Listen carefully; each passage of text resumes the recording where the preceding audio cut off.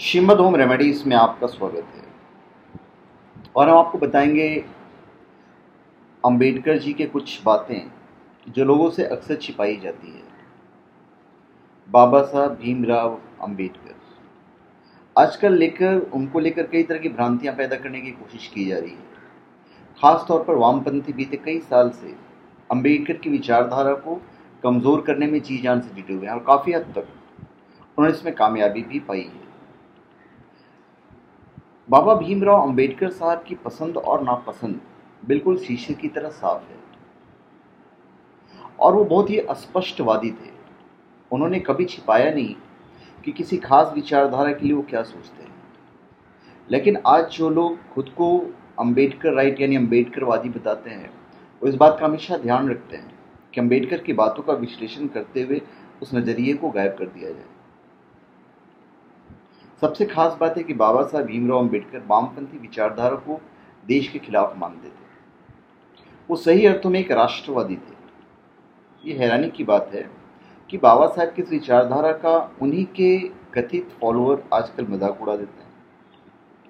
बाबा साहब की विचारधारा की उन बड़ी बातों को जिसे पूरी कोशिश के साथ छिपाया जाता है, जैसे उपनिषद को लोकतंत्र का उन्होंने आधार माना है। डॉक्टर बाबा साहब अम्बेडकर को हिंदुत्व के विरोधी विचारधारा की तरह दर्शाया जाता है, लेकिन खुद उन्होंने उपनिषदों का व्यापक अध्ययन किया था। एक जगह उन्होंने उपनिषद महावाक्यों को लेकर लोकतंत्र का आध्यात्मिक आधार बताया है। जात पात तोड़क मंडल में अपने मशहूर भाषण में अम्बेडकर ने कहा था कि हिंदुओं को स्वतंत्रता और बराबरी का समाज बनाने के लिए कहीं बाहर से कुछ सीखने की जरूरत नहीं है, उन्हें यह सब कुछ अपने उपनिषदों से ही मिल जाएगा। बाद में अपनी पुस्तक हिंदुत्व की पहेलियां रिडल्स ऑफ हिंदुइज्म में उन्होंने इस विचार का विस्तार से बात की है। इसमें उन्होंने 3 महावाक्यों का जिक्र किया है।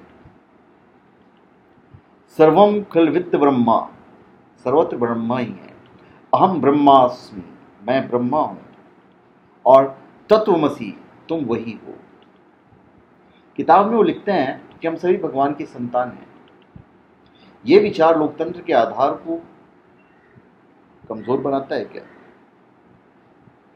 ऐसी बुनियाद होती तो लोकतंत्र डगमगाता रहता।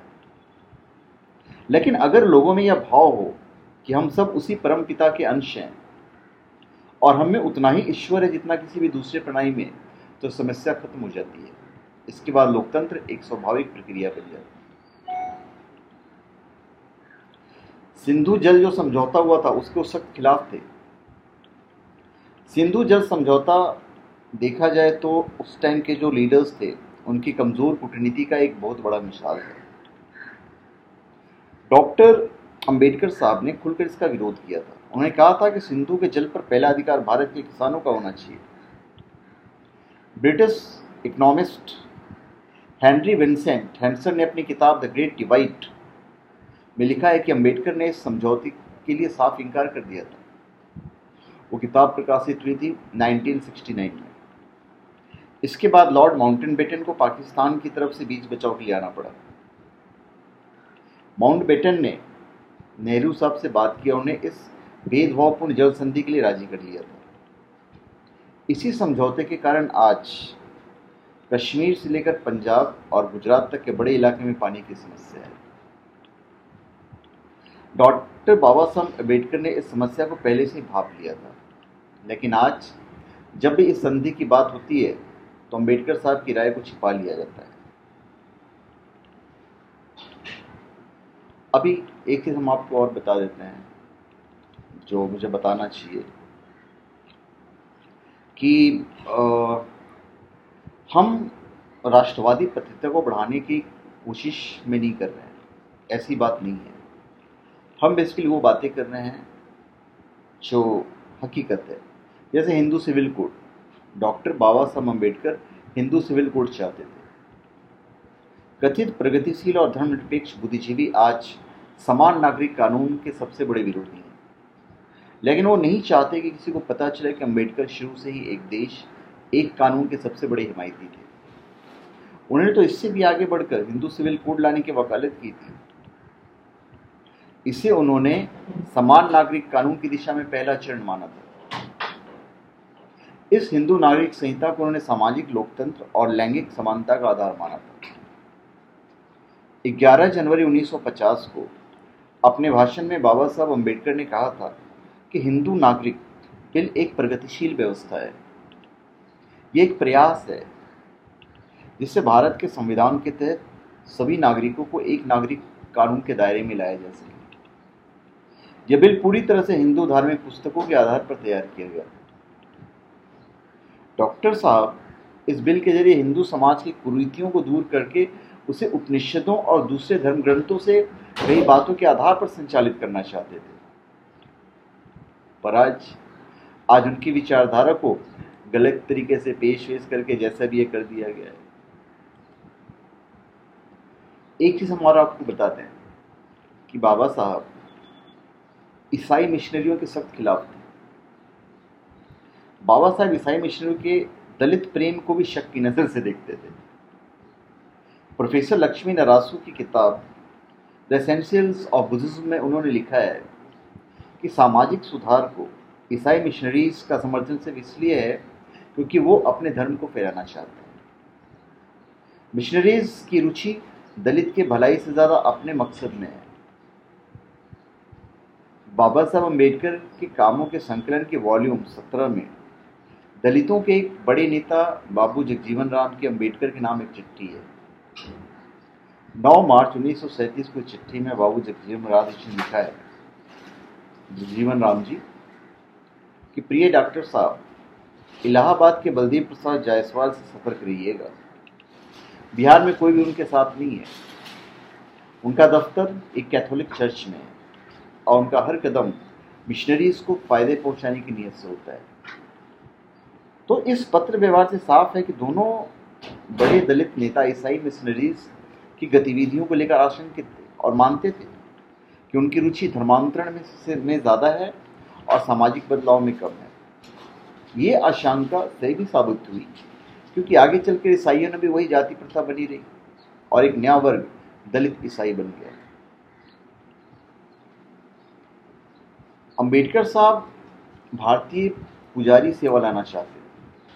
डॉक्टर मेरे साहब ने सुझाव दिया था कि सिविल सेवाओं की ही तर्ज पर भारतीय पुजारी सेवा होनी चाहिए।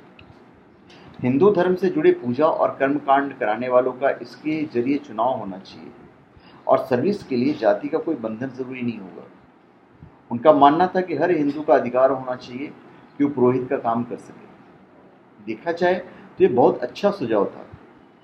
अगर कांग्रेस की तब की सरकार ने इस पर अमल होने दिया होता तो आज हिंदू धर्म में जन्म के आधार पर जाति का सफाया हो जाता। अब जाकर मध्य प्रदेश जैसे कुछ राज्यों में पुरोहितों की ट्रेनिंग जैसा काम शुरू किया गया। बाबा साहब संस्कृत को राष्ट्रीय भाषा चाहते थे, सबसे बड़ी बात है। ये बात जानकर आपको हैरानी होगी, लेकिन अंबेडकर साहब ने एक से एक जगहों पर कहा है कि संस्कृत को राष्ट्रीय भाषा का दर्जा दिया जाना चाहिए। 11 सितंबर 1949 को संडे हिंदुस्तान स्टैंडर्ड्स के अंक में तब के कानून मंत्री बाबा साहब अम्बेडकर की राय छपी है, जिसमें उन्होंने संस्कृत को भारतीय संघ की भाषा के तौर पर मान्यता देने की वकालत की है। इसके बाद all India scheduled caste federation की एग्जीक्यूटिव कमेटी की बैठक में उन्होंने खुलकर अपनी राय भी जताई थी। जब भाषाओं के आधार पर राज्यों के गठन का मुद्दा गर्म था, तब डॉक्टर अम्बेडकर इकलौते ऐसे बड़े नेता थे जिन्होंने इसका खुलकर समर्थन किया था। लेकिन साथ ही उन्होंने कहा कि इस तरह के भाषाई राज्यों के गठन में खतरे भी बहुत हैं। हालांकि उन्होंने माना कि कोई समझदार प्रशासन ऐसे खतरे को बेअसर कर सकता है और इसी कोशिश के तहत बाबा साहब अम्बेडकर का ही सुझाव था कि हिंदी को आधिकारिक भाषा बनाया जाए। साथ ही उन्होंने अंग्रेजी की ज़रूरत को कभी खारिज नहीं किया। तो बेसिकली उनकी कोई भी चीज़ें हमारे देश के अहित में तो था ही नहीं। जो भी चीज़ें उन्होंने सोची हमेशा मानव कल्याण के हिसाब से सोचा। उन्होंने हमेशा एकता के विषय में सोचा है। तो ये उनकी खासियत थी। पर ये बातें लोग धीरे धीरे ये चीज़ें विलुप्त होती चली जा रही है। कुछ लोग उनको नेगेटिव में पोर्ट्रे कर देते हैं, पर वो हमेशा उन्होंने अपने देश के बारे में सोचा, अपने देश की जनता के बारे में सोचा है। तो धन्यवाद। आप हमारे चैनल को सब्सक्राइब करें और अपने कमेंट दीजिए। धन्यवाद।